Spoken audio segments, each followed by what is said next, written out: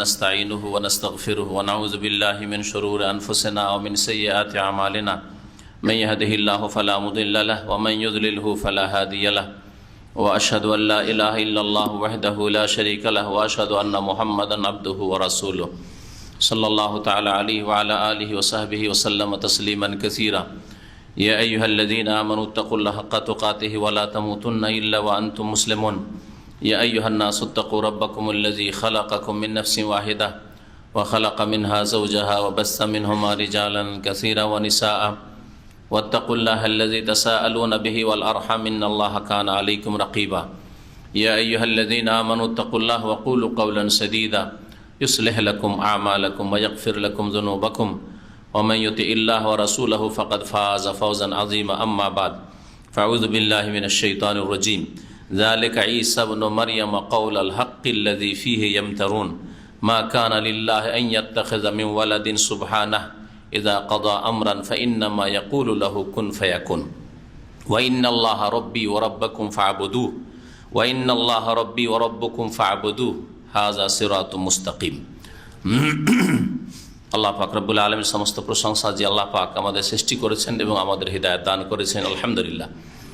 সালাত এবং সালাম নাযিল হুয়া নবী মুহাম্মদুর রাসূলুল্লাহ সাল্লাল্লাহু আলাইহি সাল্লামের উপর, যার প্রতি আল্লাহ পাক এই কোরআনে কারীম নাযিল করেছেন, যার মাধ্যমে আল্লাহ পাক আমাদেরকে সঠিক রাস্তা দেখিয়েছেন। আমরা তাফসীর করব সূরা মারিয়াম থেকে। সূরা মারিয়ামের প্রথম অংশ বেশ কয়েকটি আয়াত নম্বর 33 পর্যন্ত তাফসীর হয়ে গেছে। 34 নম্বর আয়াত থেকে আমরা আজকের তাফসীর শুরু করব।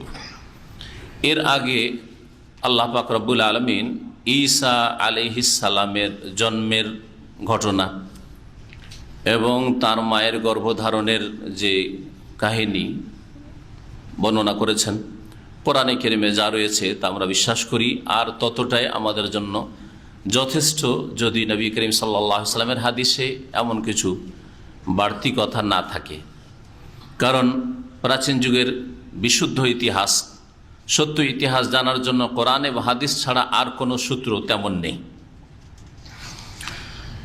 আল্লাহ পাক রব্বুল আলামিন ঈসা আলাইহিস সালামের জন্মের কথা এবং ঈসা আলাইহিস সালামের যে সেই জন্মের কয়েকদিনের মধ্যেই যখন সমাজের লোকেরা সমালোচনা শুরু করলো, মারিয়াম আলাইহিস সালামকে ভর্ৎসনা করা শুরু করলো, তখন মারিয়াম আলাইহিস সালামকে আল্লাহ পাক নির্দেশ দিলেন যে তুমি ইঙ্গিত করবে ছেলের দিকে ইঙ্গিত করলো। ফাআশারাত ইলাইহি, ছেলের দিকে ইঙ্গিত করলো যে আমার সাথে কথা বলে লাভ কি? আমি বলবো যে আমি সতী, আমি বলবো যে আমি পাক পবিত্র, তোমরা বিশ্বাস করবে না, সুতরাং এই ছেলের সাথে কথা বলে নাও। ফাআশারাত ইলাইহি।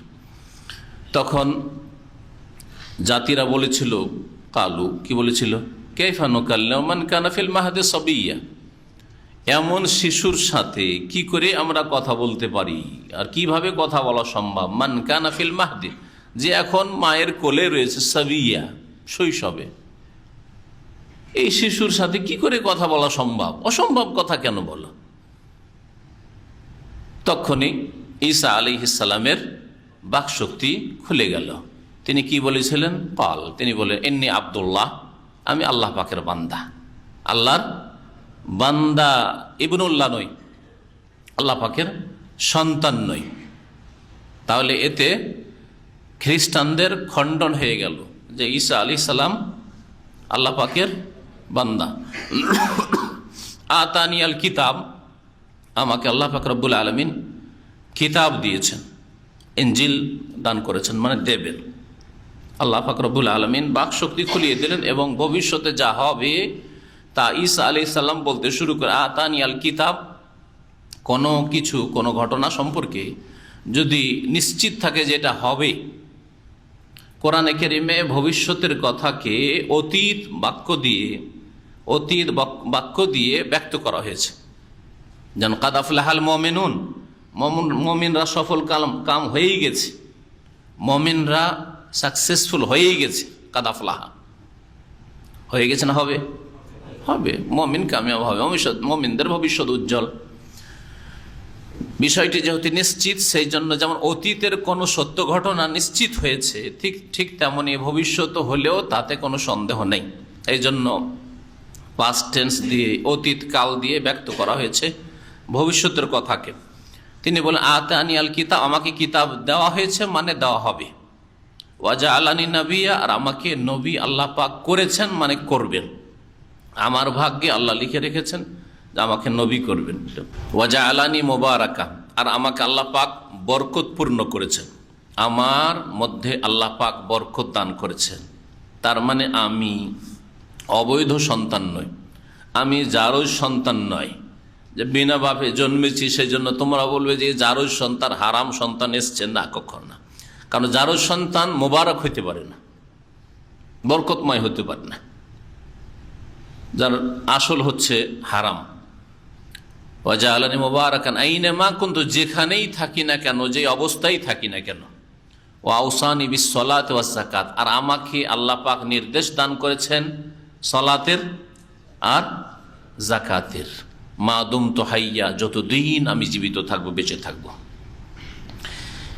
এই যে কথাগুলি ছিল, এই কথাগুলি সম্পর্কে আল্লাহ পাক রব্বুল আলামিন আয়াত নম্বর 34 ইরশাদ করেছেন, যালিকা ঈসা ইবনে মারইয়াম, এই হচ্ছে মারিয়াম পুত্র ঈসা আলাইহিস সালামের কাহিনী বা ঘটনা। কাউলাল হক, যা সত্য কথা, হক মানে সত্য, আর কওল মানে কথা, বাণী, যা সত্য কথা, যা সত্য বাণী আল্লাহ পাক রব্বুল আলামিন তার জবান দিয়ে বের করেছেন। কাউলাল হক আল্লাযী ফীহি ইয়ামতারুন, যেই সম্পর্কে তারা সন্দেহান ছিল। ইয়ামতারুন মিরিয়াতুন শব্দ থেকে এই শব্দটি বা এই কালিমাটি এর উৎপত্তি। মিরিয়াতুন মানে সন্দেহ, ফালা তাকফি মিরিয়াতিন, সন্দেহ থাকবে না। আর যদি মেরাউন থেকে, মেরাউন মানে ঝগড়া, আল্লাযী ফীহি ইয়ামতারুন, যাতে তারা বাদানুবাদ করছিল, ঝগড়াই পড়েছিল, তর্কে বিতর্ক জড়িয়েছিল, সন্দেহ ছিল তাদের যেই কোন সন্তান আসলে। বরং তাদের এইরকম বিশ্বাস ছিল, ভ্রান্ত বিশ্বাস, যে হারাম সন্তান, জারজ সন্তান। যেমন আজ পর্যন্ত ইহুদিদের এই ভ্রান্ত আকীদা ঈসা আলাইহিস সালাম সম্পর্কে, যে ঈসা আলাইহিস সালাম হচ্ছে কি জারজ সন্তান, আর ওর বাপ হচ্ছে ওই ইউসুফ, যাকে ইংরেজি ভাষায় জোসেফ বলা হয়, হ্যাঁ, যে ছুতার ইউসুফ, যার সাথে মারিয়াম আলাইহিস সালামের বিবাহের কথাবার্তা চলছিল কিন্তু বিবাহ হয়নি, ওর মাধ্যমে এই ছেলে জন্মেছে। এটাই হচ্ছে ইহুদিদের কুফরি ভ্রান্ত বিশ্বাস। আল্লাহ পাকের রসুল নবী সম্পর্কে, যেই নবী রসুলগণ আল্লাহ পাক রব্বুল আলামিনের পক্ষ থেকে পাক পবিত্র, তাদেরকে আল্লাহ পাক কখনো হারাম বীর্য থেকে পয়দা করতে পারেন না। আল্লাহ পাক তারপরে আরো ইরশাদ করেছেন, মা কানা লিল্লাহ আন ইয়াত্তাখিযা মিন ওয়ালাদ, সুবহানাহু, আল্লাহ পাকের জন্য সমীচীন নয়, কখনো আল্লাহ পাক রব্বুল আলামিনের জন্য এটা উচিত নয় বা যোগ্য নয়, আন ইয়াত্তাখিযা মিন ওয়ালাদিন, যে তিনি কোনো সন্তান গ্রহণ করবেন, ছেলে বা মেয়ে গ্রহণ করবেন, এটা হতে পারে না। সুবহানাহু, তিনি পাক পবিত্র। সুবহানাহু মানে সুবহানাল্লাহ, আল্লাহ পাক পাক পবিত্র, তিনি পাক পবিত্র। বান্দা মুমিন আল্লাহ পাকের পবিত্রতা ঘোষণা করে, তাসবিহ করে থাকে। আল্লাহ পাকের ফেরেশতা বান্দারাও আল্লাহ পাকের তাসবিহ করে থাকি, বরং শুধু তাসবিহ না, ইউসাব্বিহুনাল লাইলা ওয়ান নাহারা লা ইফতারুন, রাত দিন 24 ঘন্টা সব সময় ফেরেশতারা, মালায়েকা তাসবিহ করতে থাকে, আল্লাহ পাকের পবিত্রতা ঘোষণা করতে থাকে, লা ইফতারুন, কিন্তু তাতে তাদের ক্লান্তি আসে না। আল্লাহ পাক রব্বুল আলামিন কেন বললেন যে আল্লাহ পাকের জন্য ছেলে মেয়ে গ্রহণ করা উপযোগী না, এটা কেন বললেন? আল্লাহ পাক কখনো ছেলে মেয়ে গ্রহণ করতে পারেন না। এই জন্য বললেন যে এতে খণ্ডন রয়েছে খ্রিস্টানদের, যারা তাদের ধর্মকে বিকৃত করার পরে ঈসা আলাইহিস সালাম সম্পর্কে এই বিশ্বাস রাখা যায় ঈসা আলাইহিস সালাম হচ্ছে ইবনুল্লাহ, সান অফ গড, আল্লাহর পুত্র। হ্যাঁ, আল্লাহ পাক বলছেন যে আল্লাহ ছেলে মেয়ে গ্রহণই করতে পারেন না, সুতরাং ঈসা আলাইহিস সালাম আল্লাহ পাকের সন্তান নন। আল্লাহ পাক এসব থেকে পাক পবিত্র। আল্লাহ পাক সমস্ত দুর্বলতা, সমস্ত কমজোরি থেকে পাক পবিত্র। যদি আল্লাহ পাকের ছেলে মেয়ে সাব্যস্ত করা হয় তাহলে এটা দুর্বলতার লক্ষণ। কারণ ছেলে মেয়ে প্রজন্মকে টিকিয়ে রাখে। কারণ আমরা চিরকাল থাকতে আসিনি, দুনিয়া থেকে চলে যাবো। আচ্ছা, একটা ছেলে থাকলো বা মেয়ে থাকলো, হ্যাঁ অমুকের ছেলে অমুকের মেয়ে, অমুকের প্রজন্ম, হ্যাঁ অমুকের নাতি অমুকের পোতা, ঠিক না? আমরা যেহেতু চলে যাব সেই জন্য আমাদের প্রজন্মের প্রয়োজন রয়েছে যাতে নাম নিশানা কিছু অবশিষ্ট থাকে, একটা দিক। আর একটা দুর্বলতার দিক হচ্ছে যে আমরা যেহেতু অসহায়, একসময় বার্ধক্য ধরবে, দুর্বল অসহায় হয়ে পড়বে, অপরের সাহায্য সহযোগিতার প্রয়োজন হবে, তখন কে সাহায্য সহযোগিতা করবে? দূরের লোক হয়তো করবে না, সেই জন্য আপনজনের প্রয়োজন রয়েছে। তাই ছেলে মেয়ের প্রয়োজন মোহতাজ মুখাপেক্ষী, কিন্তু আল্লাহ পাক রব্বুল আলামিন এসব থেকে মুক্ত। সুতরাং আল্লাহ পাক রব্বুল আলামিন কখনো ছেলে মেয়ে গ্রহণ করতে পারেন না। ইযা কাযা আমরান, বরং আল্লাহ পাক রব্বুল আলামিন কোন সিদ্ধান্ত যদি করেন, কোনো কিছুর ফয়সালা করেন যে এটা আমি করব, কি করে তাহলে ঈসা আলাইহিস সালামের জন্ম হলো? আল্লাহ পাকের পুত্র নন আর যারও সন্তানও নন, তো কি করে হইল? তার জবাব যেন আল্লাহ দিচ্ছে। ইযা কাযা আমরান, যখন আল্লাহ পাক কোনো কাজের সিদ্ধান্ত করেন, ফয়সালা করেন যে এটা করব, চূড়ান্ত করেন কোনো বিষয়কে, ফাইন্নামা ইয়াকুলু লাহু, তখন সেই বিষয়ে তিনি বলে থাকেন কুন। কুন মানে হয়ে যাও। আল্লাহ পাক শুধু বলেন হয়ে যাও, ঈসা তুমি তোমার মায়ের পেটে আসো, কুন, গর্ভধারণ করো, কুন ফায়াকুন, তখন তা হয়ে পড়ে, ফায়াকুন তখন তা হয়ে যায়। ওয়াইন্নাল্লাহা রাব্বি ওয়া রাব্বুকুম, আর নিশ্চয় মহান আল্লাহ আমার রব, আমার প্রতিপালক, ওয়া রাব্বুকুম, আর হে মানুষ তোমাদেরও প্রতিপালক, ফাবুদুহু, সুতরাং তারই তোমরা ইবাদত করো, তারই তোমরা ইবাদত বন্দেগী করো। এই আয়াতে তাওহীদে রুবুবিয়্যাত রয়েছে আর তাওহীদে উলুহিয়্যাত, তাওহীদে ইবাদত রয়েছে। আল্লাহ পাক রব্বুল আলামিন তিনি প্রতিপালক। রব কাকে বলে? যিনি লালন পালন করেন, হ্যাঁ, যার মধ্যে সৃষ্টি করা থেকে শুরু করে বৃদ্ধি করা, দুর্বল থেকে সবল করা, ছোট থেকে বড় করা, ওজন ধীরে ধীরে বাড়ছে, গায়ে শরীরে শক্তি হচ্ছে, হ্যাঁ, রিজিকের ব্যবস্থা দেওয়া। যখন কোনো ক্ষমতা ছিল না রিজিক পৌঁছাবার, তখন নাভি দিয়ে আল্লাহ পাক রিজিক পৌঁছেছে। কোনো ক্ষমতা যেহেতু ছিল না, যখন ক্ষমতা এসছে যে টান দিতে পারবে, হ্যাঁ, কিন্তু দানা খাদ্যদ্রব্য হজম করতে পারবে না, তখন মায়ের স্তনে আল্লাহ পাক কত সুন্দর দুধের ব্যবস্থা করেছেন। রক্ত আর কত কি রয়েছে শরীরে, হ্যাঁ, শরীরে কত খারাপ জিনিসগুলো রয়েছে, সেগুলির মধ্য থেকে লাবানান খালিসান সাইগান লিশারিবিন, আল্লাহ পাক রব্বুল আলামিন কত সুন্দর, শুদ্ধ, যাতে কোনো ক্ষতি নেই, বিশুদ্ধ আর পবিত্র, আর কত ভালো জিনিস, লাবানান খালিসান, যেটা পানের যোগ্য আল্লাহ পাক রব্বুল আলামিন প্রস্তুত করে রেখেছেন, প্রস্তুত করে রেখেছেন। মানুষের ক্ষমতা নেই, মানুষের ক্ষমতা নেই যে স্তনে দুধ আসে না আর দুধ আনবো, দুধ কম আসছে দুধকে বাড়িয়ে দেবো, এটা মানুষের ক্ষমতায় নেই। একমাত্র রব্বুল আলামিন, তিনি রব। রব্বি আমার রব, তোমাদের রব। ফাবুদু, যখন তিনি রব, তিনি রিজিক দাতা, তিনি সৃষ্টিকর্তা, তিনি দুর্বল থেকে সবল করেছেন, ক্ষমতা দিয়েছেন, শক্তি দিয়েছেন, তারপর যখন শক্তি হইল দানা পানি খাওয়ার, তখন দানা পানি আপনাকে কে খাওয়াবে? আপনি রুজি রোজগার করার ক্ষমতা রাখেন না, সেজন্য বাপ মায়ের অন্তরে আল্লাহ মায়া দিয়ে দিয়েছে। ওরা আপনার জন্য পেরেশান হয়ে রুজি রোজগার করার জন্য দুনিয়ায় ছুটে বেড়াচ্ছে, বছরকে বছর নিজের আয়েশ আরামকে হারাম করে দিয়ে, বিবি ছেড়ে দিয়ে, বাপ মাকে ছেড়ে দিয়ে, আত্মীয় স্বজন ছেড়ে দিয়ে, বন্ধুমহল সবকে ছেড়ে দিয়ে একাই কোন দেশ থেকে কোন দেশে গিয়ে পড়ে আছে, শুধু ছেলে মেয়ের জন্য, নিজের পেটের জন্য নয়। যখন নিজে রুজি রোজগারের ক্ষমতা হইল তখন নিজে রুজি রোজগার করছেন, কিন্তু তারপর রোজগার হাতে নেই। আল্লাহ পাক রব্বুল আলামিন যদি দান না করেন তা আপনার কোনো ক্ষমতা নেই। এই জন্য একই রকমের শিক্ষাগত যোগ্যতা আর একই রকমের ব্রেন বুদ্ধি, একই গ্রামের মানুষ, একই পরিবেশে মানুষ হয়েছেন, একই স্কুল মাদ্রাসায় পড়াশোনা করেছেন, কেউ ফকির আর কেউ আমির হয়ে যাচ্ছে। নিজের হাতে আছে, নিজের হাতে আছে সমান সমান ডিগ্রি, সুতরাং সমান সমান রিজিক, সমান সমান ডিগ্রি, সমান সমান সুস্থতা। একই পরিবেশে মানুষ এসেছি, একই মায়ের পেট থেকে বেরিয়েছি, একই রকম সুস্থ থাকবো, একই রকম লম্বা হব, একই রকমের স্বাস্থ্য শরীর হবে। ক্ষমতা আছে? আল্লাহ পাক রব, রবের এই সবগুলি অর্থ। রবেরই যদি তফসির করা যায় তো দীর্ঘ সময় লাগবে। আল্লাহ পাক রব, শুধু মানুষের রব নয়, রব্বুন নাস, রব্বুল আলামিন, বিশ্বজাহানের সব কিছুর রব আল্লাহ পাক রব্বুল আলামিন। যেসব প্রাণীর কোনো ক্ষমতা নেই রুজি রোজগারে, সেগুলিকে আল্লাহ পাক রব্বুল আলামিন পাথরের মধ্যেই, মাটির মধ্যেই, পাহাড়ের মধ্যে আল্লাহ পাক তাদেরকে রিজিক পৌঁছাচ্ছে, পানির তলে তাদেরকে রিজিক পৌঁছাচ্ছে। যারা দুর্বল তাদেরকে আল্লাহ পাক রিজিক পৌঁছাচ্ছেন, আর সবলদেরকে রিজিক পৌঁছাচ্ছেন।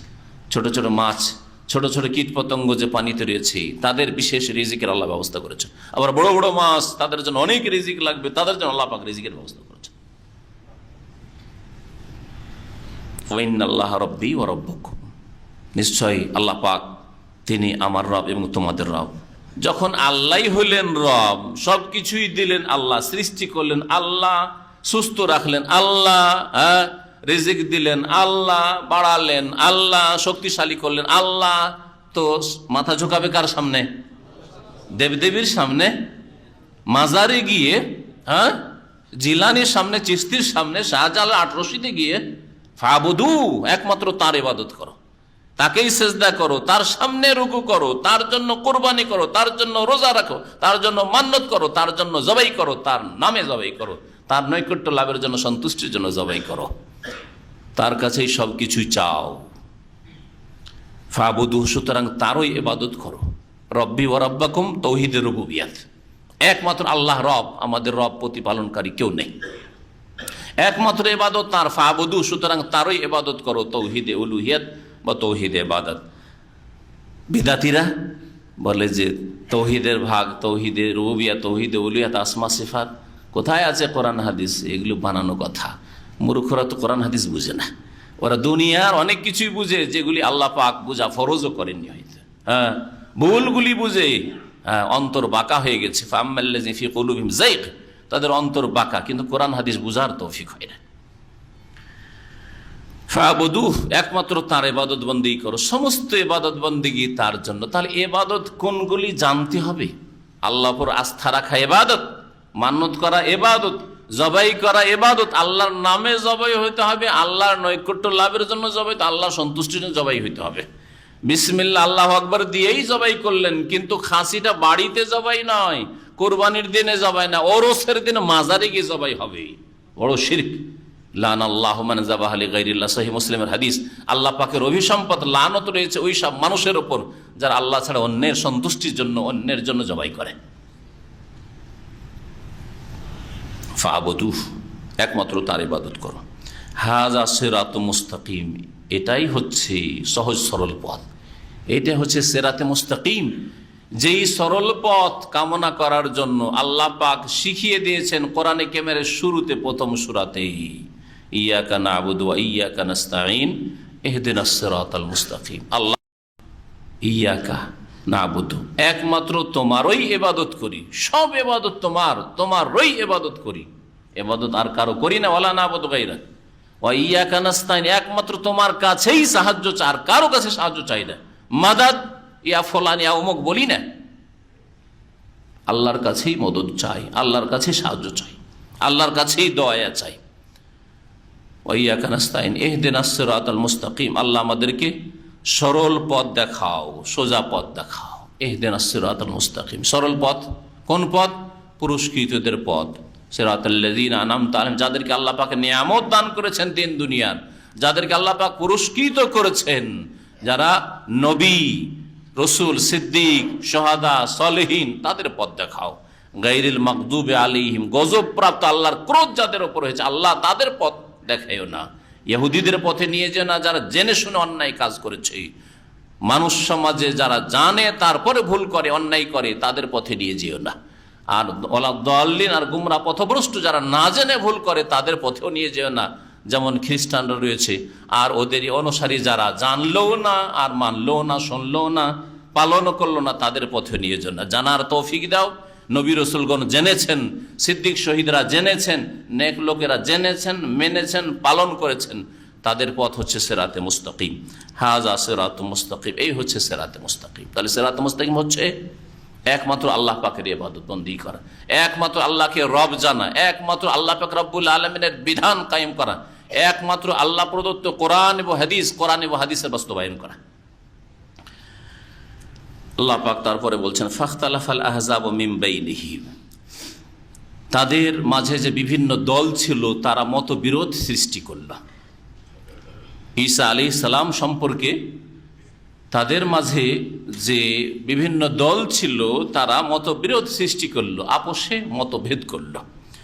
ফাওয়াইলুল লিল্লাযিনা কাফারু, সুতরাং তাদের মধ্যে যারা কাফের হয়েছে, অস্বীকার করেছে, কুফরি করেছে, ঈসা আলাইহিস সালাম সম্পর্কে বা আল্লাহ সম্পর্কে ভ্রান্ত আকীদা রেখে বা অন্য কোনো কুফরি আকীদা ধ্যান ধারণা বিশ্বাস রেখে, শিরকি বিশ্বাস রেখে যারা কুফরি করেছে, তাদের জন্য দুর্ভোগ রয়েছে। ওয়াইলুন মানে হচ্ছে দুর্ভোগ, ধ্বংস, সর্বনাশ, সর্বনাশ রয়েছে, দুর্ভোগ রয়েছে ওই সব লোকদের জন্য যারা কুফরি করেছে। মিন মাশহাদি ইয়াউমিন আজিম, ভয়াবহ দিবসের, মাশহাদ মানে দৃশ্য থেকে, ভয়াবহ দিবস যে কিয়ামতের দিবস, কিয়ামতের দিন, এই কিয়ামতের দিনের যে ভয়ানক দৃশ্য হবে আর সেই সময় যে হাহাকার অবস্থা হবে, সেই দিন কাফেরদের জন্য, অস্বীকারীদের জন্য, মুশরিকদের জন্য, বহুত্ববাদীর জন্য রয়েছে দুর্ভোগ। কারণ যারা মুশরিক তারা আল্লাহর তৌহিদ, আল্লাহর একত্বকে অস্বীকার করে, সুতরাং তাদের মধ্যে কুফর রয়েছে। কেউ আল্লাহ পাকের অস্তিত্বকে অস্বীকার করে কাফের, কেউ আল্লাহ পাকের একত্বকে অস্বীকার করে মুশরিক হয়, তারাও কাফের। আর আল্লাহ পাকের স্পষ্ট বিধানকে অস্বীকার করে, যেমন নামাজ, যাকাত, রোজা, হজ ইত্যাদি, আল্লাহ পাকের বিধি, হিজাব, পর্দা ইত্যাদি দিন ইসলামের যে বিধিবিধান স্পষ্ট, যেগুলো ক্লিয়ার কোরআনে ও হাদিসে, এমন নয় যে অস্পষ্ট, এগুলি অস্বীকার করলো, কাফারু হলো, সুতরাং কুফরি করলো।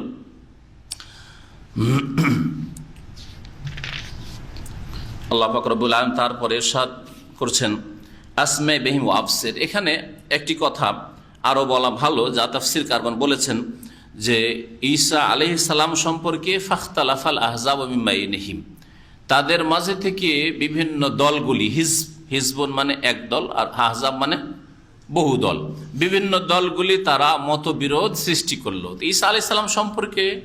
ঈসা আলাইহিস সালাম যখন আসলেন তখন ইহুদিরা এক দল, যারা বলল যে ঈসা নবী তো নয়, ভালো মানুষও না, এই জারু সন্তান, লানাহুমুল্লাহ, আল্লাহ পাকের লানত ইহুদিদের উপর।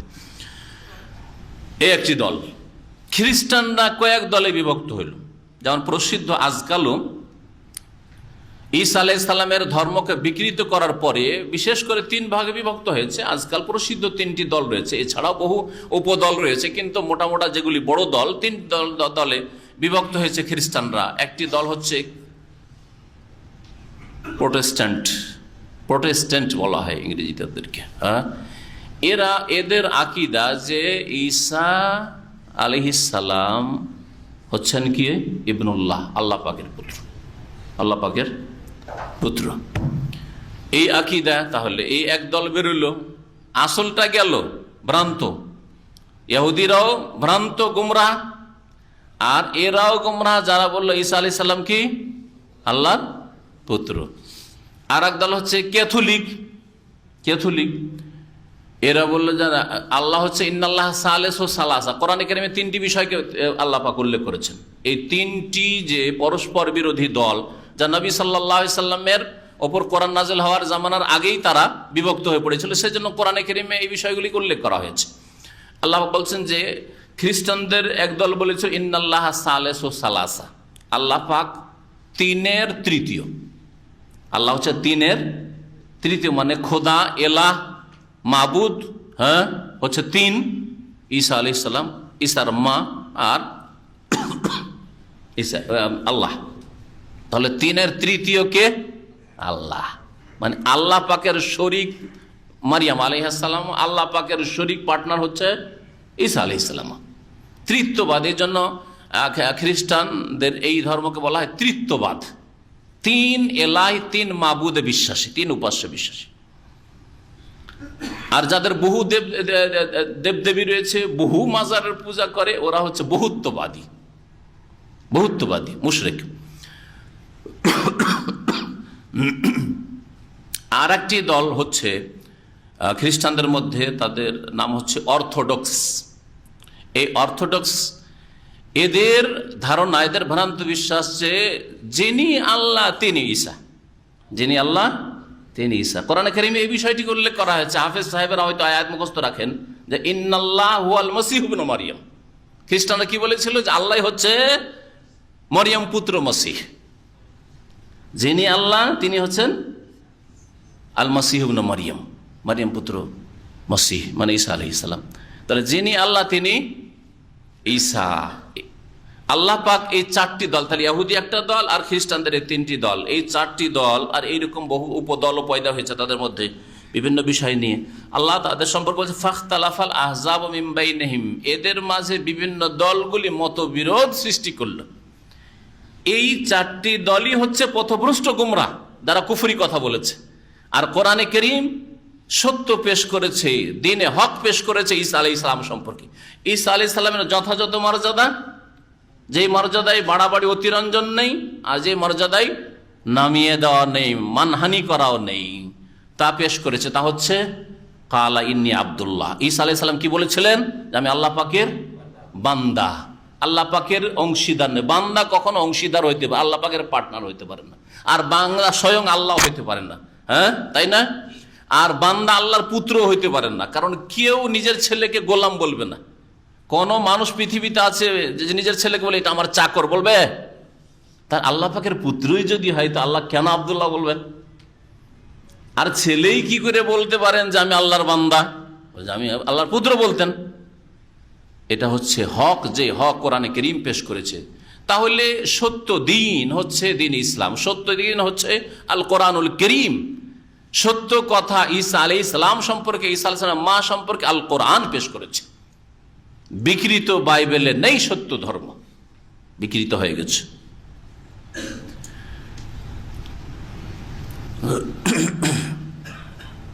আল্লাহ পাক রব্বুল আলামিন তারপরে ইরশাদ করেছেন আসমা বিহিম ওয়া আবসির ইয়াওমা ইয়াতুনা লাকিনিজ জালিমুন আল ইয়াওমা ফি দালালিম মুবিন। কিয়ামতের দিন যখন সমস্ত মানুষ আল্লাহর সামনে দণ্ডায়মান হবে, হাজির হবে, সেই দিন যত গুমরাহ পথভ্রষ্ট ছিল, দুনিয়ায় তারা অন্ধ ছিল।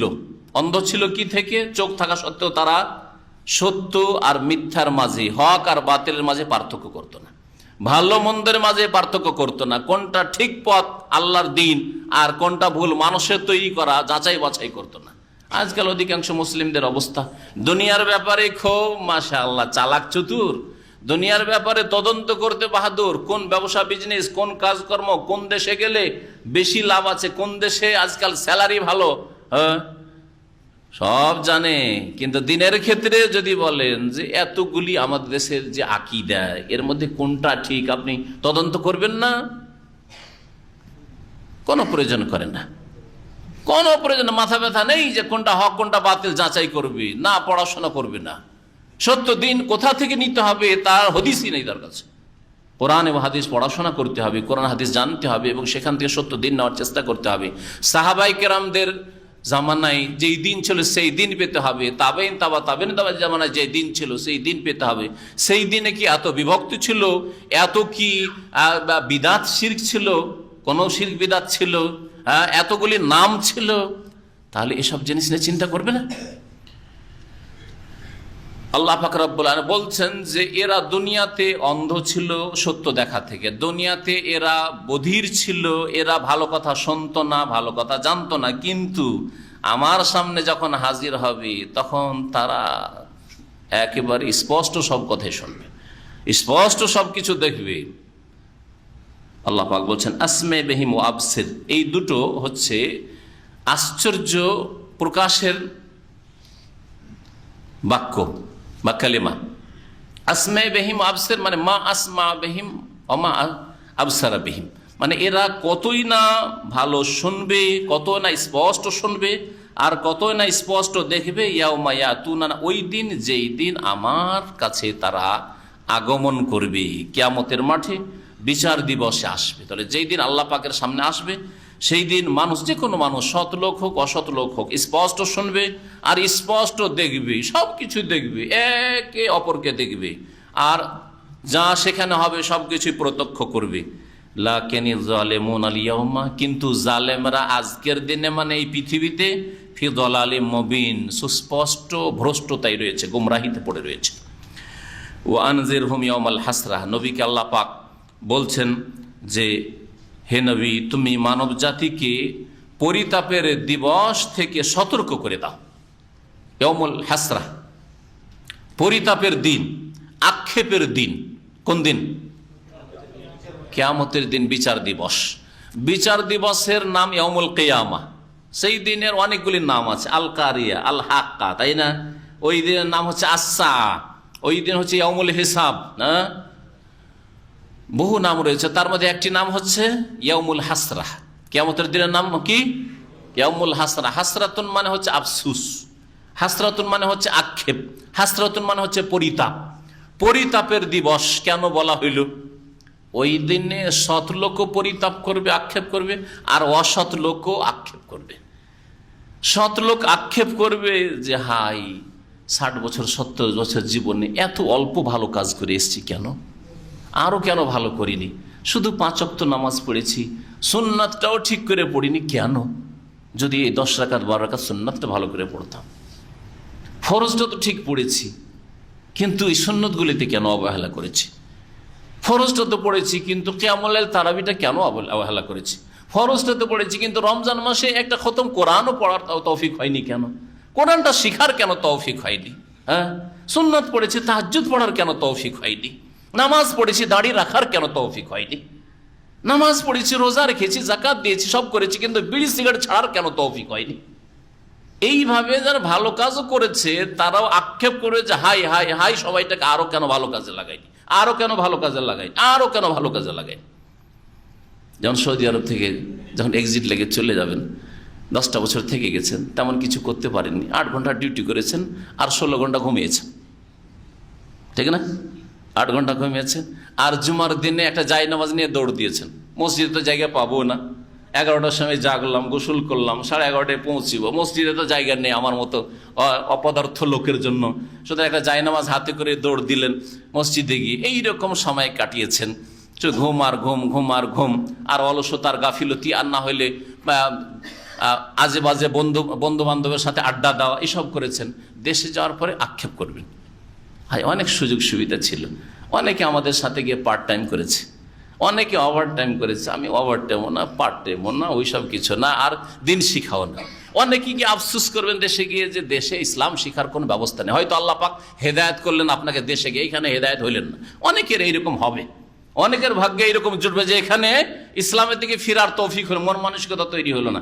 কিন্তু ধাক্কা খেয়ে যখন পৌঁছে গেলেন বাংলাদেশে, হ্যাঁ, দেশে যাওয়ার পরে তখন হয়তো সংশোধন না, যখন ধাক্কা খেয়েছি, এরকম একটা ভালো চাকরি, তারপর এক্সিট লেগে গেল, তওবা করি আল্লাহর কাছে, 5 ওয়াক্ত নামাজ পড়া শুরু করলেন, তারপরে দেখলেন কিছুই জানি না ইসলাম সম্পর্কে, কোরআনটাও শিখিনি। আর এই সৌদি আরবে জানতাম ইসলামী স্ট্যান্ডার্ড কোরআন শিখার ব্যবস্থা ছিল, কোরআনের অর্থ বোঝার তফসিরের ব্যবস্থা ছিল, ইসলাম শিখার ব্যবস্থা ছিল, হাই কেন শিখিনি, হাই কেন করিনি, হাই কেন দুনিয়া করিনি, দিন করিনি, তাই না?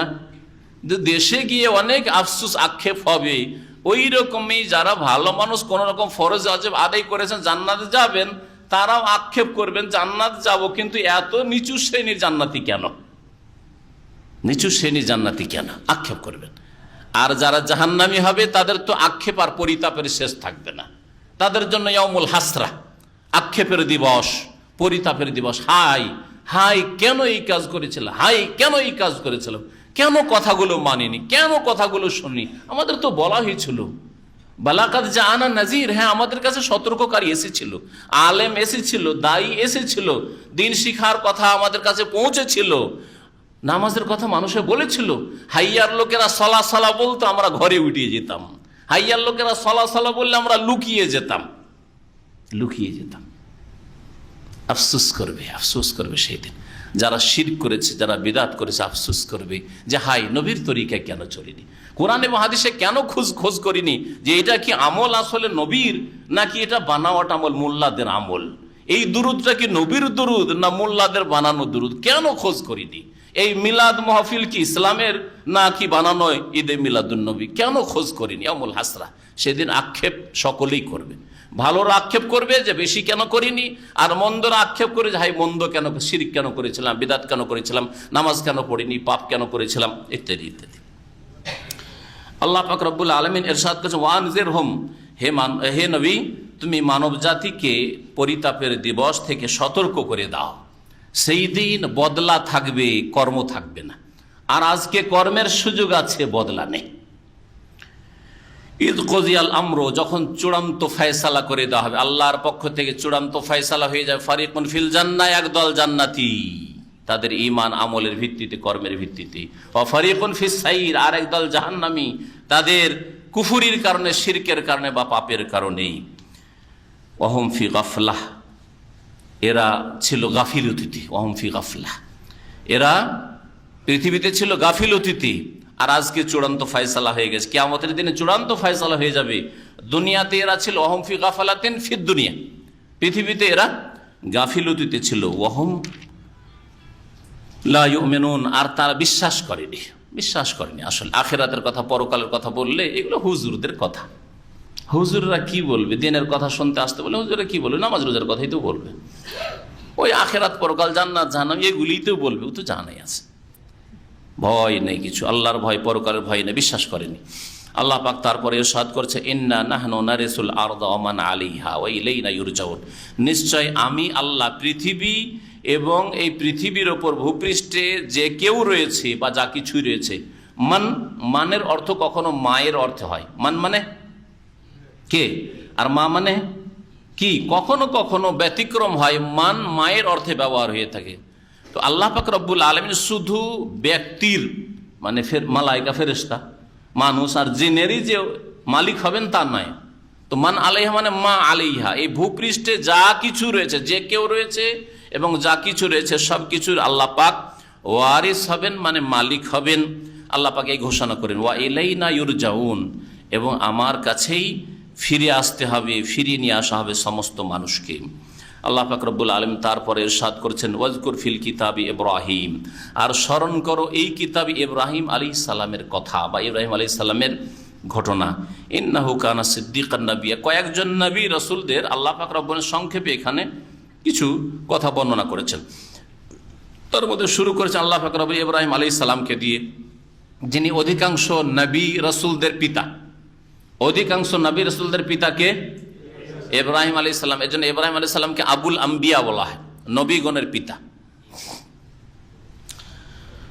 আর আমাদের দেশে যে প্রসিদ্ধ কথা আছে জাতির পিতা ইব্রাহিম আলাইহিস সালাম, এর কোনো দলিল কোরআন হাদিসে স্পষ্ট নেই। হ্যাঁ, তো মিল্লাতে আবিকুম ইব্রাহিম মানে আবিকুম মানে আম্বিয়া রসুলগণের পিতা, মুহাম্মদ আলাইহিস সালামের পূর্বপুরুষ ইব্রাহিম আলাইহিস সালাম। ঈসা, মুসা, যত বনি ইসরাইলদের নবী তাদের পূর্বপুরুষ হচ্ছেন ইব্রাহিম আলাইহিস সালাম। তো এইভাবে ইব্রাহিম আলাইহিস সালাম নবী রসুলগণের পিতা। জি, আল্লাহ পাক ইরশাদ করে, স্মরণ করো এই কিতাব, ফিল কিতাবে মানে ফি হাজাল কিতাবে, এই কিতাবে মানে কোরআনে কারিমে ইব্রাহিম আলাইহিস সালামের কাহিনী। ইন্নাহু কানা সিদ্দিকান নাবিয়্যা, নিঃসন্দেহে সে ছিল সিদ্দিক মানে মহাসত্যবাদী। সিদ্দিক মুবালাগার সাগা, যাতে অর্থের ব্যাপকতা রয়েছে। সাদেক মানে সত্যবাদী, সাদেক মানে সত্যবাদী, আর সিদ্দিক মানে মহাসত্যবাদী, বড়ই সত্যবাদী সিদ্দিক। এজন্য সাদেক অনেকে আছে কিন্তু সিদ্দিক নয়, সিদ্দিক নয়। আল্লাহ পাক কোরআনে কারিমে এই জন্য নবী রসুলগণের পরে সিদ্দিকদের স্তর বলেছেন, তারপরে শহীদ বা ওলামাদের, সোহাদার ও দুটি তাফসীর। সোহাদা হচ্ছে আল্লাহ রাস্তায় যারা শহীদ হয়েছেন, আর সোহাদা শাহেদ আল্লাহর সাক্ষ্য প্রদানকারী ওলামায়ে কেরাম। তো ওলামায়ে কেরামদেরকে আল্লাহ পাক নবী রসুল সিদ্দিক তারপরে স্থান দিয়েছেন, আর শহীদদেরকে। আর তারপরে সলেহীন নেক লোকেরা, সৎকর্মশীল, হয়তো আলেম নয়, হয়তো আল্লাহ রাস্তায় শহীদ হয়নি, কিন্তু তারা নেক লোক ছিল, সৎকর্মশীল ছিল, তাদের দ্বারা কোনো বড় গুনাহ হয়নি এবং তারা ফরজ অজেব ছাড়েনি, হারাম কাবিরা করেনি। এরা সলেহীন নেক লোক মুমিনদের মধ্যে থেকে, যারা শিরক মুক্ত ছিল, বিদাত মুক্ত ছিল, এরা হচ্ছে সলেহীন। আর যদি শিরক থাকে, বিদাত থাকে, আর যতই দাড়ি হোক না কেন, আর যতই নামাজ হোক না কেন, সলেহীন নাই, তারা গায়ের সলেহীন, তারা সলেহীন কখনো নাই। তো আল্লাহ পাক রব্বুল আলামিন ইরশাদ করেছেন যে ইব্রাহিম আলাইহিস সালাম কি ছিলেন? সিদ্দিক। আর শুধু সিদ্দিক নয়, সিদ্দিকের সাথে সাথে তিনি কি ছিলেন? নবী ছিলেন, বরং রসুলও ছিলেন। তিনি রসুল। সোহফে ইব্রাহিম, আল্লাহ পাক ইব্রাহিম আলাইহিস সালামের সহিফা মানে পুস্তকাদির কথা আল্লাহ পাক উল্লেখ করেছেন। তার মানে তিনি রসুলও ছিলেন, নবী ছিলেন, রসুল ছিলেন, আর সিদ্দিক ছিলেন। তাহলে সিদ্দিক নবী ছাড়াও হতে পারে, নবী ছাড়াও সিদ্দিক হইতে পারে। আর প্রত্যেক নবী হচ্ছেন সিদ্দিক, প্রত্যেক নবী হচ্ছেন সিদ্দিক, মহাসত্যবাদী। জি, সবচেয়ে বেশি বিশ্বাস করেছেন আল্লাহ পাক রব্বুল আলামিনকে এবং গায়ব অদৃশ্যকে আল্লাহ পাক যা তাদেরকে বলেছেন। আর প্রত্যেক নবী রসুল নন, কিন্তু প্রত্যেক রসুল নবী।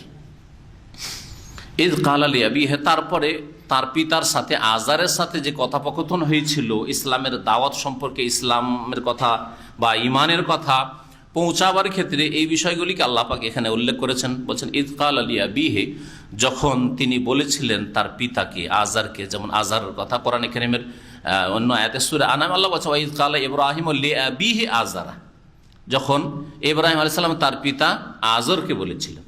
তো এই আজর কে যখন বললেন ইব্রাহিম আলাইহিস সালাম, ইয়া আবাতি, হে সম্মানিত শ্রদ্ধেয় আব্বা। আরবিতে ইয়া আবি, ইয়া আবি মানে হচ্ছে হে আব্বা বা ইয়া আব্বা, কিন্তু ইয়া আবাতি এটা শ্রদ্ধা প্রকাশের জন্য, ভালোবাসা প্রকাশের জন্য এই তাটাকে বাড়ানো হয়েছে। ইয়ার বিনিময়ে তা এসছে, ইয়া আবির জায়গায় ইয়া আবাতি। লেমা তাবুদু মা লা ইয়াসমাউ ওয়া লা ইউবসিরু ওয়া লা ইউগনি আনকা শাইআ, আপনি কেন ইবাদত করছেন, আপনি কেন পুজো করছেন এমন সব দেবদেবীর যারা শোনেও না, যারা দেখেও না, ওয়ালা ইউগনি আনকা শাইআ, আর আপনার কোনো কাজেও আসতে পারে না, আপনার কোনো উপকারও করে দিতে পারে না। আগনা ইউগনি মানে কাজে আসা, আগনা ইউগনি মানে উপকার করা, কাজে আসা। ওয়ালা ইউগনি আনকাশে, মা আগনা আনহু মালুহু ও মা কাসাব, ওখানে মাজির শিগা দিয়ে মা আগনা আনহু, এই আবু লাহাবের কাজে আসেনি, উপকার করতে পারেনি। আনহু মালুহু, তার ধন সম্পদ, অমা কাসাব, আজ আসে উপার্জন করেছিল। তাহলে দুনিয়ার উপার্জন যা তার ছিল আর ধন সম্পদ তার কোনো কাজে আসেনি। ইয়া আবাতে, হে শ্রদ্ধেয় আব্বা, ইন্নী কাদ জাআনি মিনাল ইলম, আমার কাছে এমন জ্ঞান এসেছে আল্লাহর পক্ষ থেকে, মা লাম ইয়াতিকা, যা আপনার কাছে আসেনি। কোন জ্ঞান?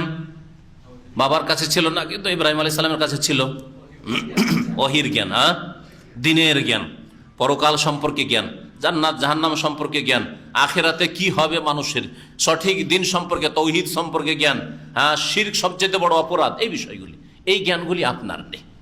দুনিয়ার জ্ঞান থাকতে পারে, কিন্তু এই দিন সম্পর্কে আর আখিরাত সম্পর্কে জ্ঞান ইব্রাহিম আলাইহিস সালামের কাছে ছিল, মা লাম ইয়াতিকা, যা তার পিতার কাছে আসেনি।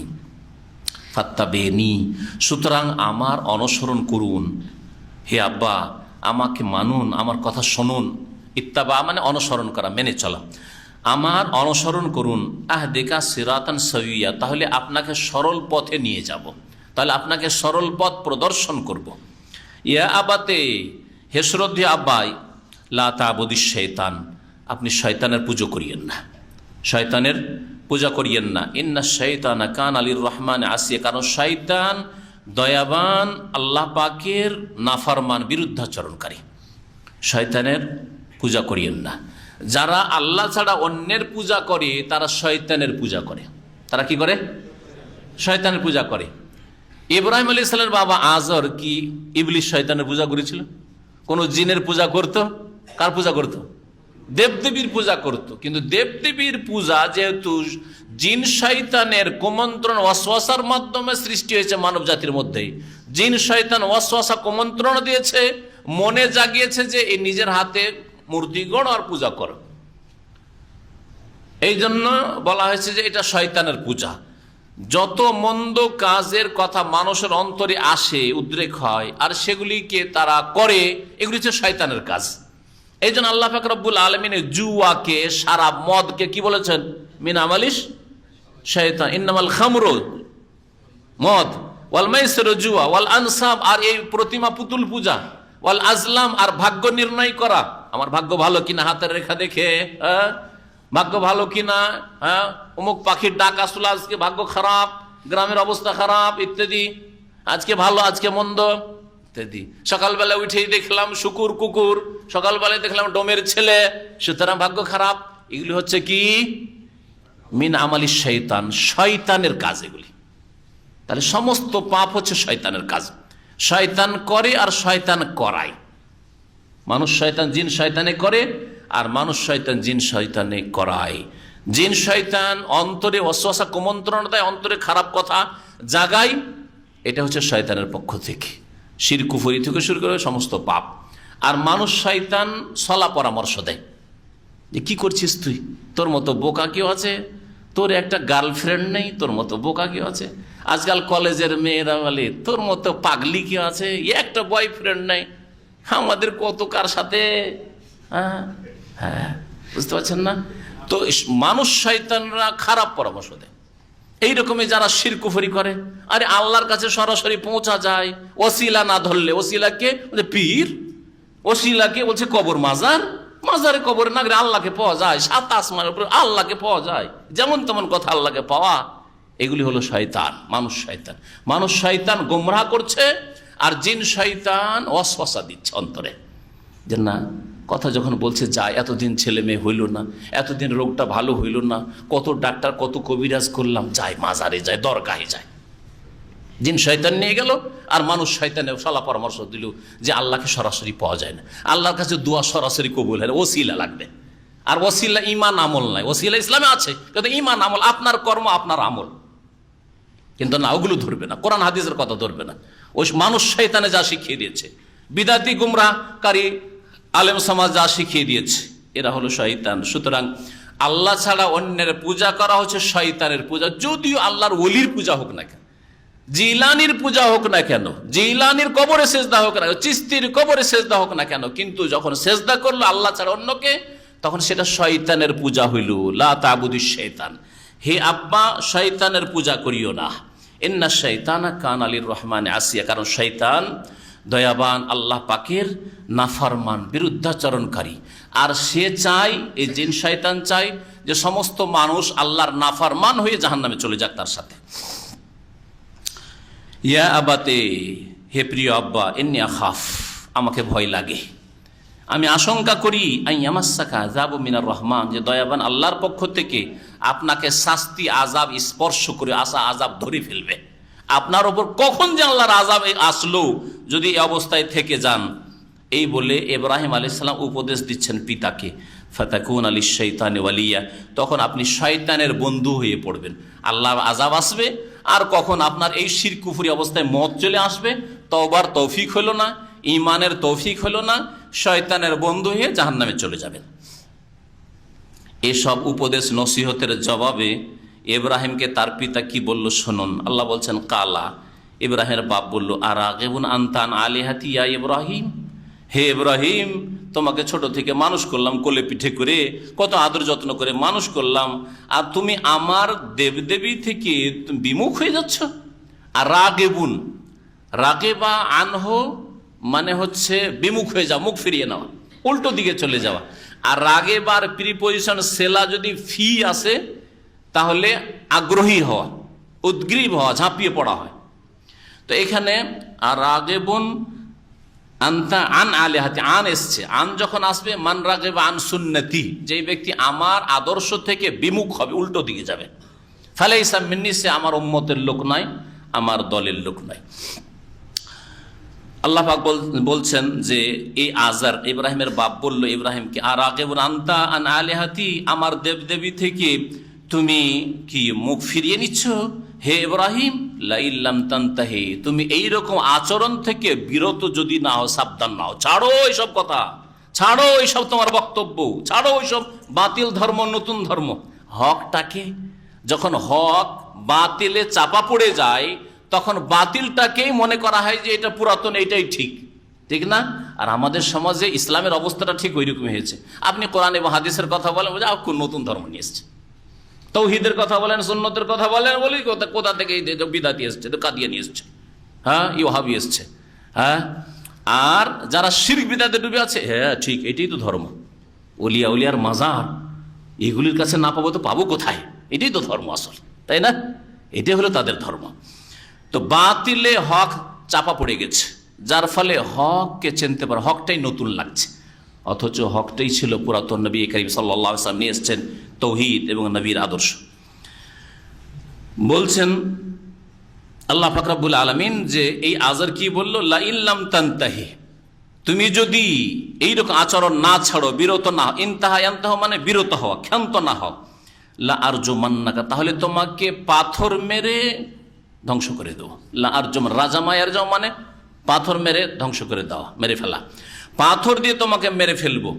ওয়াহজুরনি মালিয়া, আর না হলে বাঁচতে যদি চাও তাহলে ওয়াহজুরনি, আমার থেকে দূরে হয়ে যাও চিরতরে। মালিয়ান মানে দীর্ঘকালের জন্য, মানে চিরকালের জন্য। আমার বাড়িতে পা দেবেন না, বাড়ি থেকে বেরিয়ে যাও, দেশ থেকে বেরিয়ে যাও, রাখবো না তোমাকে। ওয়াহজুরনি মালিয়া, মালিয়ার এটা হচ্ছে প্রসিদ্ধ অর্থ। আর কেউ কেউ আর একটা ওর অর্থ করেছেন, মালিয়ান মানে হয় অক্ষত রাখা, সুস্থ থাকা, সুস্থ থাকা, অক্ষত থাকা, এই অর্থটাও মালিয়া হয়। তা এইরকমই সচ্ছল ব্যক্তিকেও মালি বলা হয়। সচ্ছল ব্যক্তিকেও মালি এই অর্থেই বলা হয়। তো ওয়াহজুরনি মালিয়ার অর্থ কি হবে? ওয়াহজুরনি, আমার থেকে দূরে হয়ে যাও, আমাকে আপন অবস্থায় ছেড়ে দিই, আমি যেই অবস্থায় আছি সেই অবস্থায় আমাকে ছেড়ে দিয়ে তুমি দূরে হয়ে যাও। তুমিও ভালো থাকলে, তুমিও বেঁচে থাকলে, আর আমি আমার ধর্মে ভালো থাকলাম। ওয়াহজুরনি মালিয়া। কালা, তখন ইব্রাহিম আলাইহিস সালাম বললেন, সালামুন আলাইকা, হে আব্বা, আপনার উপর শান্তি বর্ষিত হোক। সালাম, আপনাকে সালাম বলছি, আপনার বিরুদ্ধে কোনো রকমের খারাপ পদক্ষেপ নিই না আমি। আস্তাগফিরুল্লাহ রব্বি, আমাকে যদি তাড়িয়েও দেন, চলে গেলাম বাড়ি থেকে বিতাড়িত হয়ে গেলেন, বেরিয়ে যেতে হইল। আস্তাগফিরুল্লাহ রব্বি, আমার রব আল্লাহ পাকের কাছে আপনার জন্য আমি শীঘ্রই মার্জনা কামনা করতে থাকবো, আল্লাহর কাছে ক্ষমা চাইতে থাকবো, আল্লাহ আমার আব্বাকে মাফ করে দাও। এই যে ওয়াদা করেছেন ইব্রাহিম আলাইহিস সালাম, এই জন্য এই ওয়াদার ভিত্তিতেই তিনি তার বাবার জন্য দোয়া করেছিলেন, ওয়াগফিরলি আবি ইন্নাহু কানা মিনাদ দাল্লিন। অন্য আয়াতে আল্লাহ পাক ইরশাদ করেছেন যে ইব্রাহিম আলাইহিস সালাম আল্লাহর কাছে দরখাস্ত করলেন, হে আল্লাহ, আমার পিতাকে তুমি মাফ করে দাও, ইন্নাহু কানা মিনাদ দাল্লিন, বড়ই গুমরাহকে মাফ করে দাও।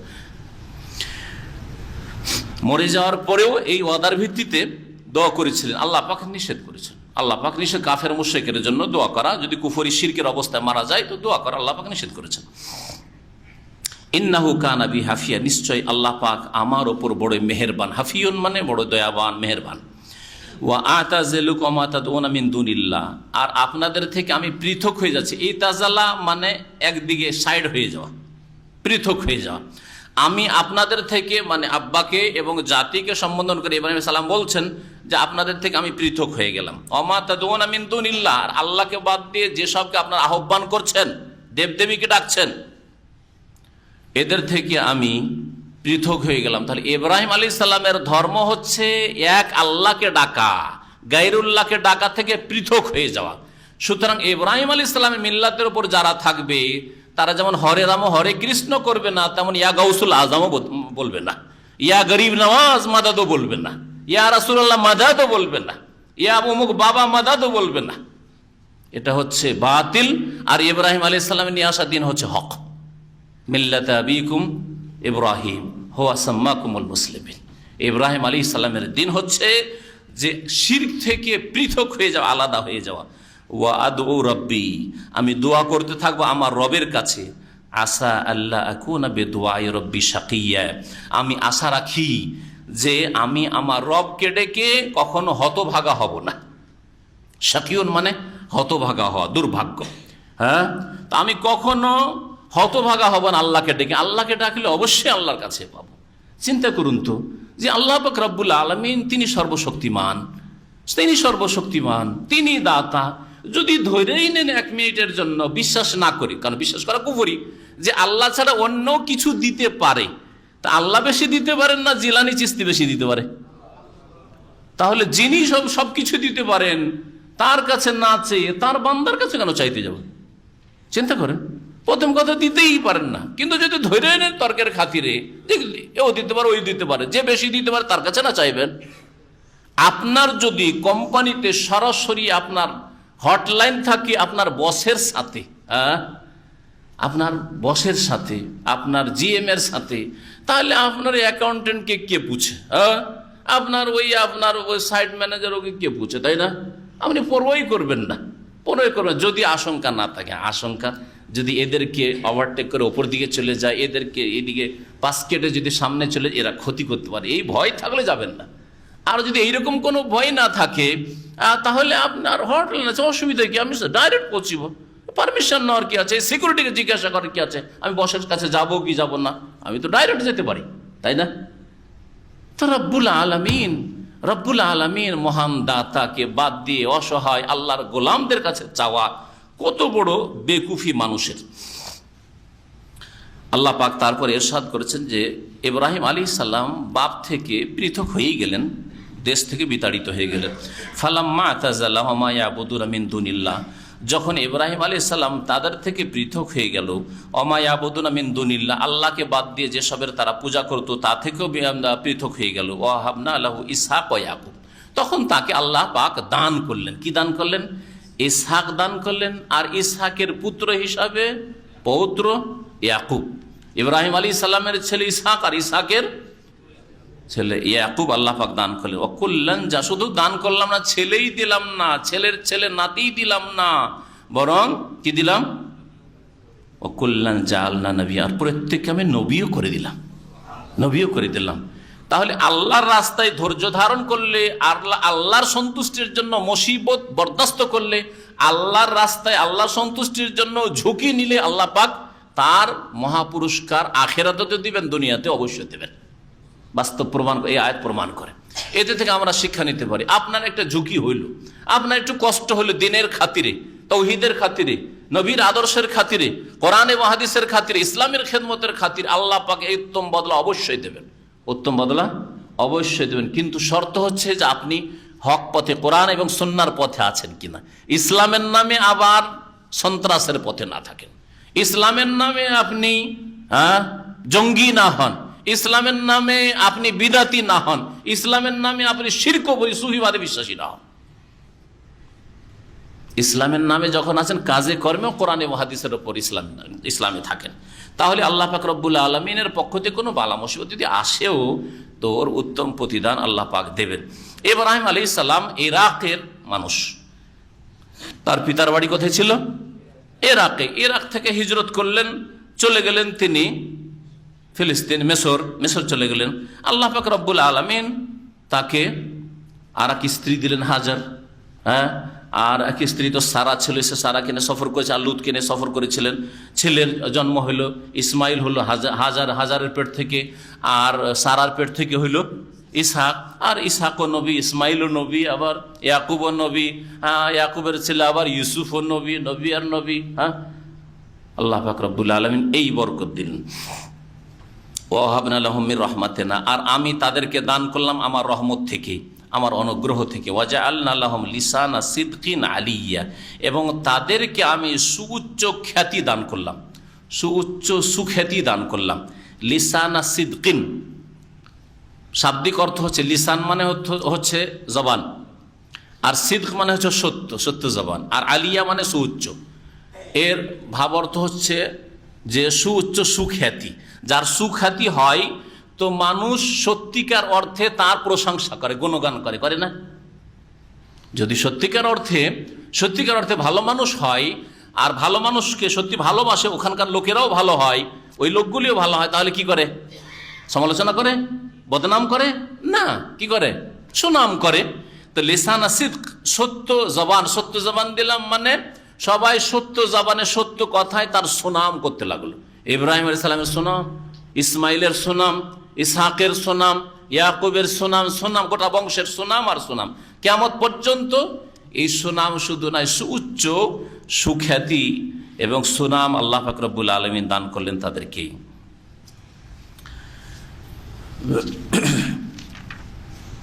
আল্লাহ পাক রব্বুল আলামিন তারপরে ইরশাদ করেছেন, ওয়াজকুর ফিল কিতাবে মূসা, আর স্মরণ করে এই কিতাবে মূসা আলাইহিস সালামের কথা। তিনিও বনি ইসরাইলের, অর্থাৎ ইব্রাহিম আলাইহিস সালামের বংশেরই নবী।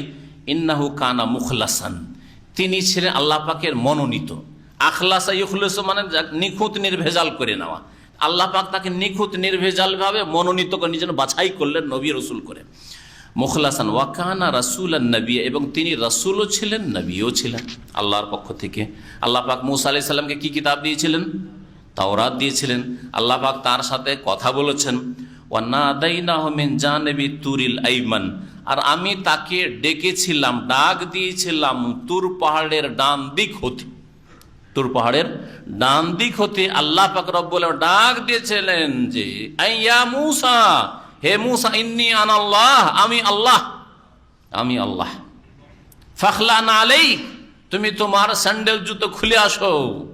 হয়তো স্যান্ডেল জুতাই নাপাকি ছিল হয়তো, যা মূসা আলাইহিস সালাম জানতেন না।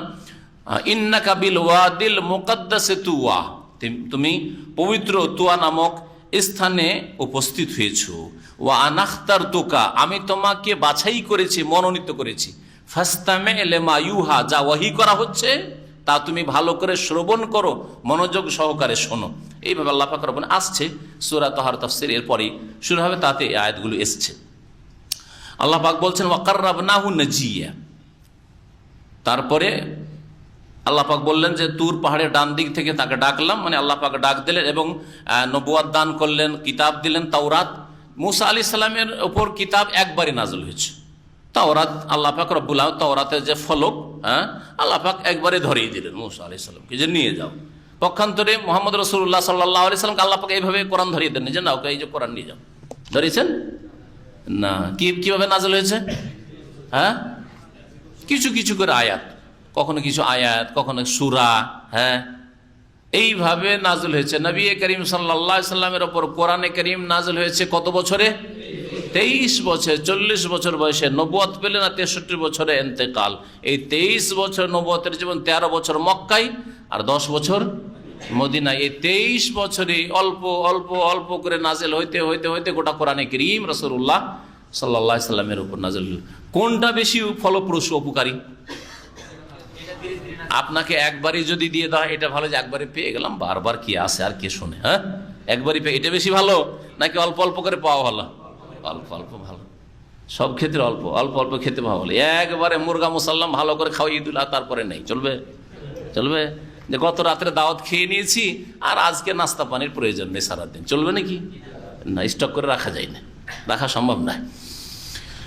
তো অল্প অল্প করে সবসময় পাওয়া ভালো। জি, অল্প অল্প করে যদি আল্লাহ পাকের বাণী নাজিল হয়, এটা মুখস্থ রাখতে, এটাকে আয়ত্ত করার ক্ষেত্রে মুখস্থ রাখা, আয়ত্ত করা, অর্থ বোঝা খুব সহজ, তাই না? কিন্তু একসাথে যদি পড়া দিয়ে দেওয়া হয় ছাত্রকে, মাদ্রাসার ওখানে স্কুলের ছাত্র, একসাথে বছরের গোটা কোর্সটাই দিয়ে দেওয়া হলো, নাও একবার আজকে শেষ, আর ক্লাস আসা লাগবে না, যাও, এই গেল, এরপরই পরীক্ষা। বড়ই মুশকিল, তাই না? কিন্তু প্রতিদিন এক পাতা দুই পাতা, এক পাতা দুই পাতা, এক পাতা দুই পাতা পড়াশোনা করছে, মাশাআল্লাহ মুখস্থ করেছে, অর্থ বুঝছে, ভালো জ্ঞানী বুদ্ধিমান হয়ে যাচ্ছে। তো আল্লাহ এই জন্য বলেছেন কাযালিকা লিনুসাব্বিতা বিহি ফুআদাক, আমি কোরআনে কারীমকে অল্প অল্প করে এই জন্য নাযিল করি যাতে করে তোমার অন্তরকে সুদৃঢ় করা সম্ভব হয়। ওয়ারাত্তালনাহু তারতিলা, আর ধীরে ধীরে ধীরে ধীরে আমি নাযিল করেছি। ওয়া কুরআনান ফারাকনাহু, আর এই কোরআনকে আমি বিচ্ছিন্নভাবে বিভিন্ন সময় বিভিন্ন আয়াতগুলি নাযিল করে, বিভিন্ন সূরা নাযিল করেছি। কেন? লিতাকরাহু আলান নাসে আলা মুকস, যাতে করে মানুষকে অল্প অল্প করে শোনাতে পারো। শুধু নবীর ব্যাপার নাই, নবীকে নয় একবারে আল্লাহ মুখস্থ করিয়ে দিলেন, মুজিজা হয়ে গেল, কিন্তু মানুষের জন্য, সাহাবায়ে কেরামদের জন্য একবারে আসলে এতগুলি কি একসাথে কি করে সম্ভব? কিন্তু অল্প অল্প করে নাযিল হচ্ছে, অল্প অল্প করে নবী সাহাবায়ে কেরামদেরকে শিখাচ্ছেন, তালিম দিচ্ছেন, অর্থ বুঝাচ্ছেন, সহজ, তাদের জন্য সহজ হয়ে গেল, যাতে করে ধীরে ধীরে মানুষ লিতাকরাহু আলান নাস, মানুষকে পড়ে শোনাও, আর মুকসিন, ধীরে ধীরে। আল্লাহ পাক তারপরে ইরশাদ করছেন যে মূসা আলাইহিস সালাম সম্পর্কে 3টি কথা আল্লাহ পাক বলেছেন। একটা কথা হচ্ছে যেটা বললাম যে ইন্নাহু কানা মুখলাসান ওয়া কানা রাসূলান নাবিয়্যা, তিনি ছিলেন আল্লাহ পাকের মনোনীত এবং তিনি রাসূলও ছিলেন, নবীও ছিলেন। আর ওয়া নাদাইনাহু মিন জানিবি তুরিল আইমান, আর তুর পাহাড়ের ডান দিক হতে তাকে ডেকেছিলাম, ডাক দিয়েছিলাম। ওয়া কাররাবনাহু নাজিয়া, আর তাকে নিকটবর্তী করে নিয়েছিলাম নাজিয়ান, গোপন কথা বলার জন্য, গোপনে কথা বলার উদ্দেশ্যে। নাজিয়ান, নাজিয়ান মানে চুপিসারে কথা বলা, কানে কানে কথা বলা। আশেপাশের লোক শুনতে পাচ্ছে না আর কানে কানে কার পাশে কথা বলছেন, এটা হচ্ছে এটা হচ্ছে নাজুয়া, এটাকে বলা হয় মোনাজাত। এর নাম হচ্ছে কি? মোনাজাত। কিন্তু আমাদের দেশীয় মোনাজাত কোনটা? দেশীয় মোনাজাত, হাত তুলে, আর সেটাও ফরজ নামাজের সালাম ফিরে তারপরে যদি করে সম্মিলিত ভাবে, ইমাম দোয়া করেছে আমিন আমিন বলছে, ওর নাম মোনাজাত, তাই না? ওর নাম মোনাজাত, ওর নাম মোনাজাত না। ফরজ নামাজের পরে সালাম ফিরে ইমাম শুধু দোয়া করে, মুক্তাদিরা আমিন বলবে, এইরকম ভাবে নবী সাল্লাল্লাহু আলাইহি ওয়াসাল্লাম জীবনে একবারও করেন। আর যদি কেউ এর বিপরীত বলে কোন আলেম, তাদের বলে একটা দলিল চাই যে নবী দোয়া করছেন, সাহাবীরা আমিন আমিন বলছেন, একটা হাদিস চাই, বেশি 2-3টে হাদিসের প্রয়োজন, একটা হাদিস সহিহ যথেষ্ট একটা ইসলামের মাসলা প্রমাণ করার জন্য। তাই এটা আমাদের দেশের প্রচলিত মোনাজাত, যা বিদআত সুন্নত নয়। এই জন্য হাটহাজারের মতো সবচেয়ে বড় বাংলাদেশের মাদ্রাসা, তারাও আজকে থেকে প্রায় 40 বছর আগে উঠিয়ে দিয়েছে, তারা উঠিয়ে দিয়েছে। জি,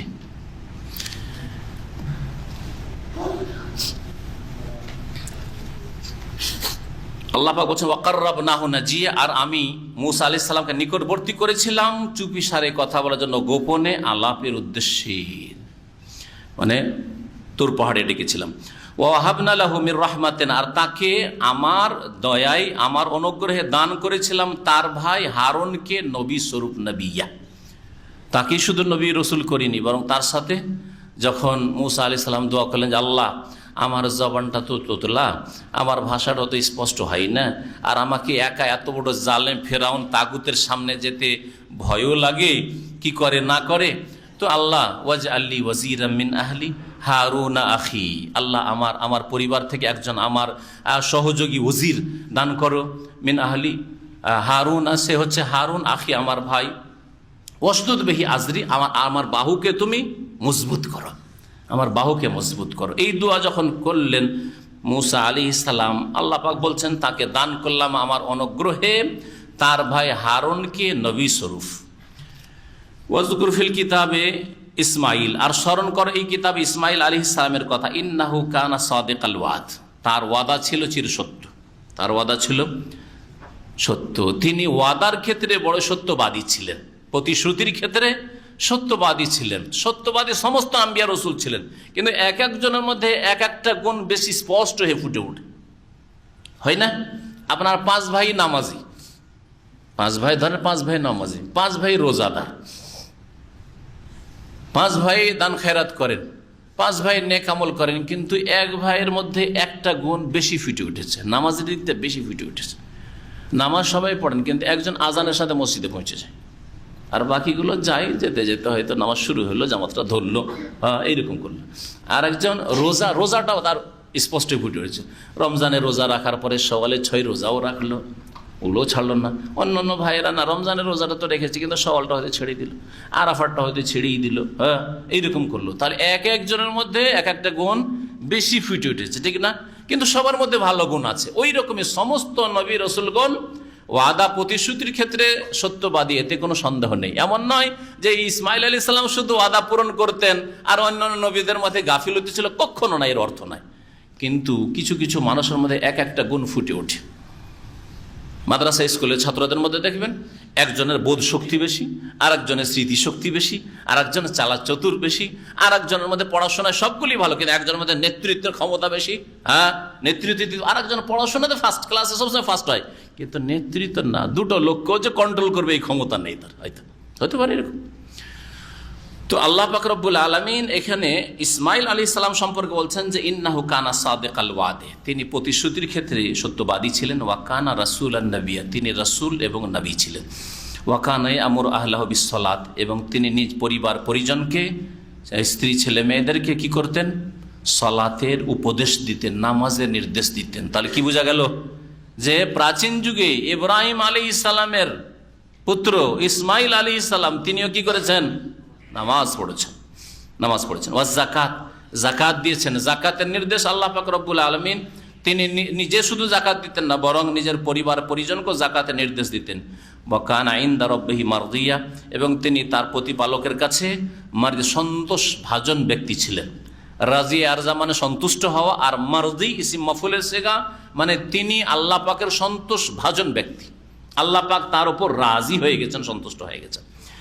যেমন সাহাবাই কিরাম সম্পর্কে আল্লাহ পাক বলেছেন রাদিয়াল্লাহু আনহুম ওয়া রাযু আনহু, যেমন সূরা তওবাতে আল্লাহ পাক ইরশাদ করেছেন ওয়াজকুর ফিল কিতাবে ইদ্রিস, আর স্মরণ করো এই কিতাবে ইদ্রিস আলাইহিস সালামের কথা। তিনি একজন প্রাচীন যুগের নবী ছিলেন, যার জামানা ইব্রাহিম আলাইহিস সালামেরও আগে। ইন্নাহু কানা সিদ্দিকান নাবিয়্যা, তিনি বড় সত্যবাদী এবং নবী ছিলেন। ওয়া রাফা'নাহু মাকানান আলিয়্যা, তাকে আমি উন্নীত করেছিলাম বা উঠিয়ে নিয়েছিলাম সুউচ্চ স্থানে, তাকে সুউচ্চ স্থানে উন্নীত করেছিলাম, সম্মানিত করেছিলাম।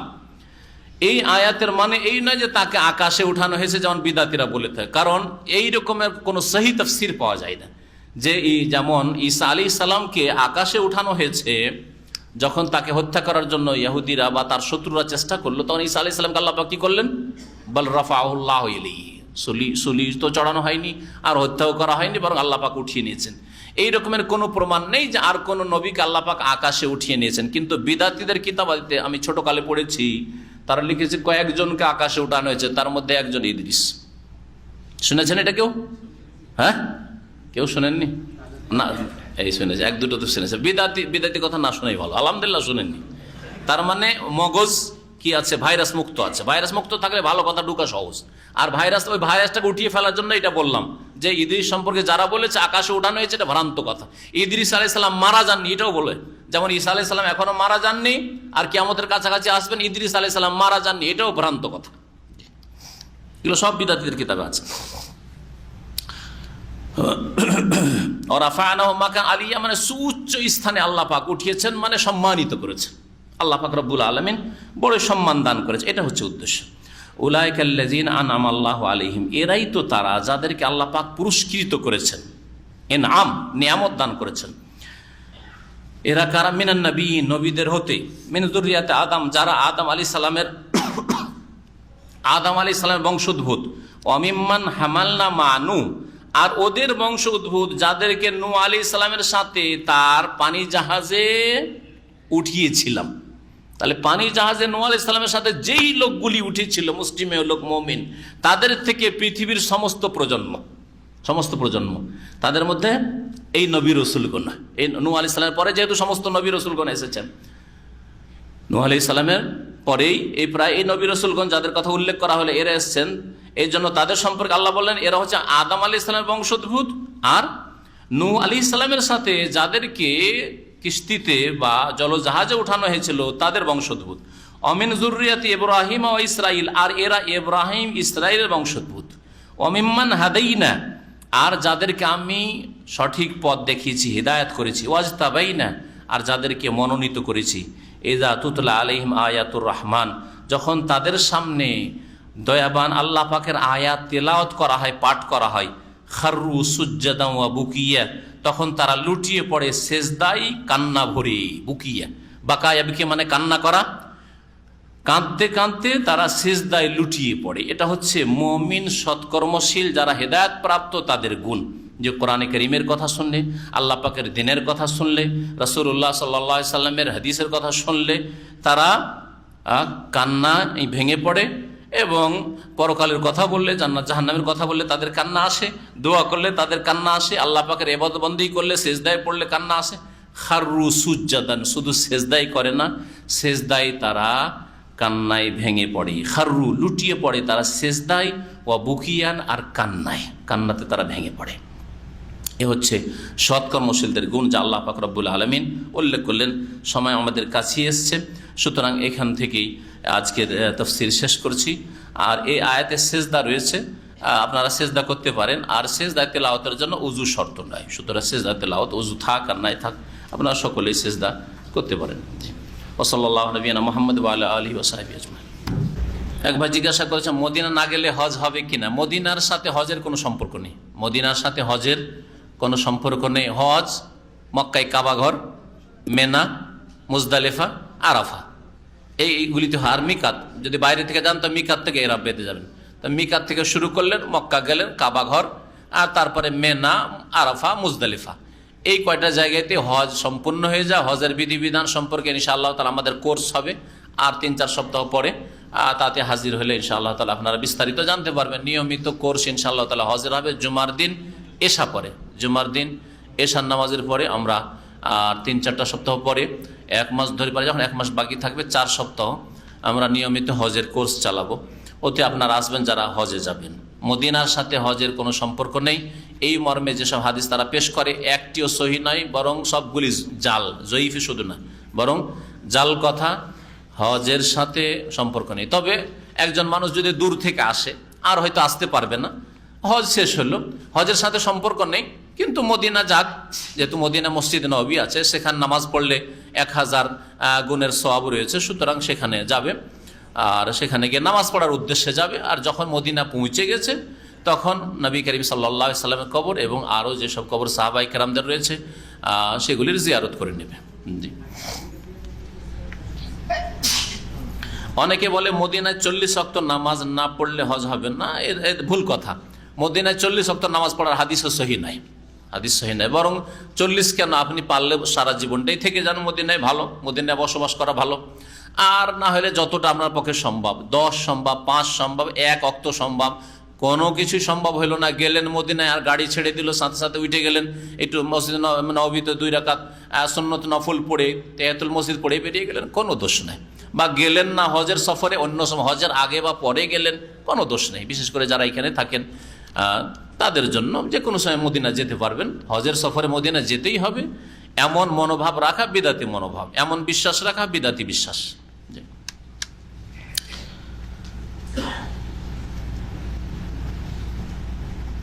হজ সম্পর্কে আরো কিছু মাসলা মাসাইল জিজ্ঞাসা, চুল কাটা টাটা ইত্যাদি, এগুলোর জন্য হজের কোর্স যখন হবে তখন আসবেন আপনার।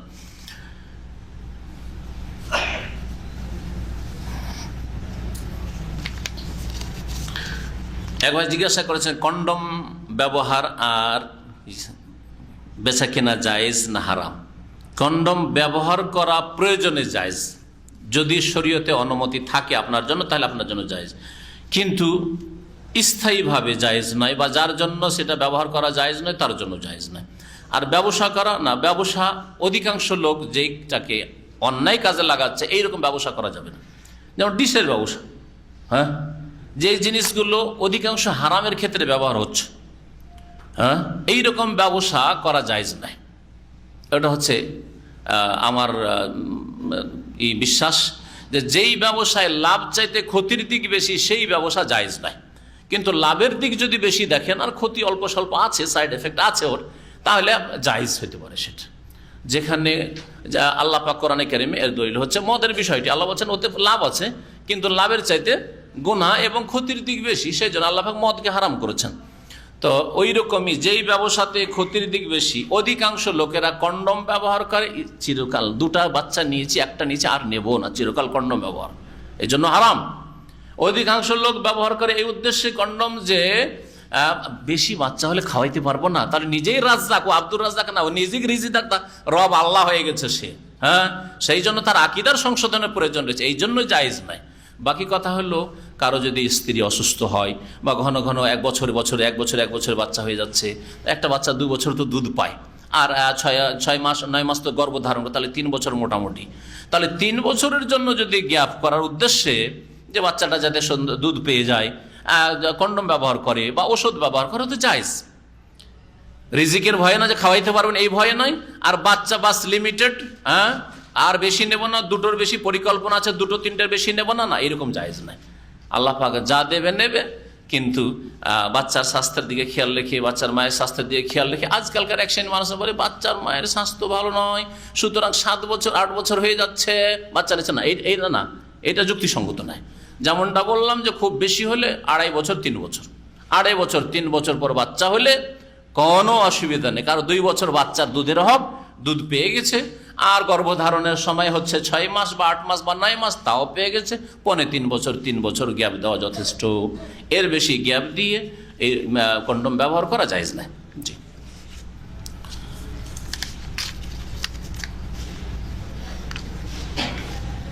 আর কিছু সাংগঠনিক প্রশ্ন আছে, আর এই প্রশ্ন আছে যে প্রশ্নগুলো উত্তর দেওয়ার প্রয়োজন নেই এখন। ইনশাআল্লাহ তাআলা যে দিনে প্রশ্নের পর্ব থাকবে, মাঝে মাঝে আমরা শুধু প্রশ্ন রাখবো, দর্শ না রেখে।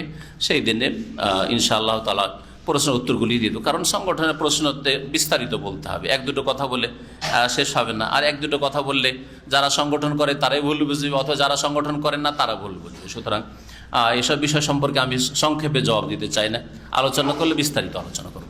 ওয়া সাল্লাল্লাহু আলা নবিয়িনা মুহাম্মদ ওয়া আলা আলিহি ওয়া সাহবিহি আজমাইন।